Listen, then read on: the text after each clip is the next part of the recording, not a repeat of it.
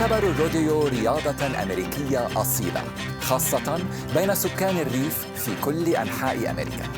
تاريخياً تعود بدايات هذه الرياضة إلى حقبة الفتوحات والغزوات التي شهدها القرن السادس عشر.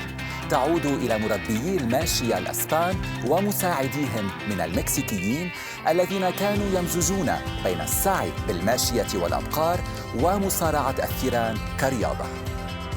ركوب الثيران بدأ مع مسابقات الفروسية المكسيكية التي كان المشاركون فيها يقومون بتوجيه رأس الثور إلى الأرض خلال الركوب عليه والسعي للإمساك بذيله وتوجيهه نحو الأرض.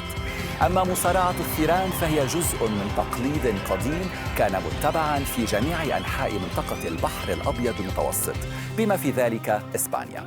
وكان المينويون من سكان أوروبا القدماء في كريت يمارسون القفز على الثيران وركوب الثيران ومصارعتها. رياضة الروديو لها إذن تقاليد عريقة، تقاليد ما تزال حية ونشطة في أمريكا حتى اليوم.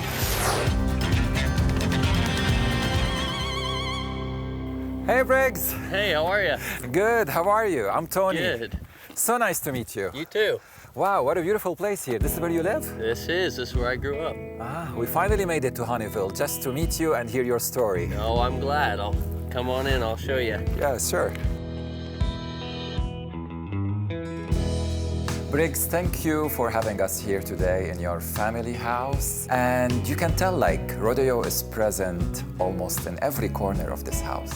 Yeah, that's all we do. I mean, me, my brothers and sisters, we all do it. My parents, they rodeo. They met in high school rodeo. And so it's our love, our passion. But it gets sometimes really dangerous and risky and unpredictable. And I think those words describe what happened with you 5 years ago. Oh yeah, I remember pretty vividly everything about that day. When I was getting ready to get on the horse, I received a spiritual impression, is what I would call it, that I needed to put what's called a neck rope on the bucking horse. And what a neck rope is just a short, 5-foot piece of rope, and you put it around the horse's neck and wrap that to the metal rail of the bucking chute, and that keeps the horses from flipping over in the chute on the cowboy. So it's to keep the cowboy safer, and it's optional to put that on the horse, but rodeo's a mental game, and so I told myself if I was worried about getting hurt or if I was worried about that horse hurting me, then he already had me beat before I even left the bucking chute. And so I ignored the impression that I got and got on the horse anyways without the neck rope, and that's when he flipped over on me.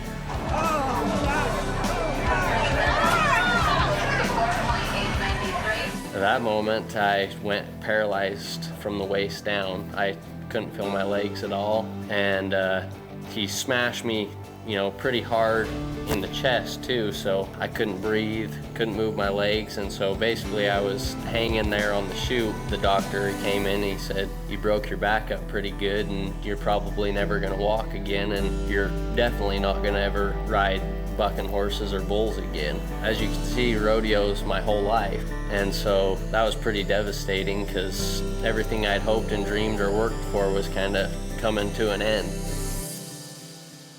Life is all about attitude, and so I chose to have a positive outlook on the circumstances and just decided that no matter how bad it hurt or how hard it was, I was just gonna work as hard as I could and do whatever the doctors or the therapists told me to do to hopefully do what I love again. It wasn't about walking again, it was about riding again. Yes. Go on! Go on!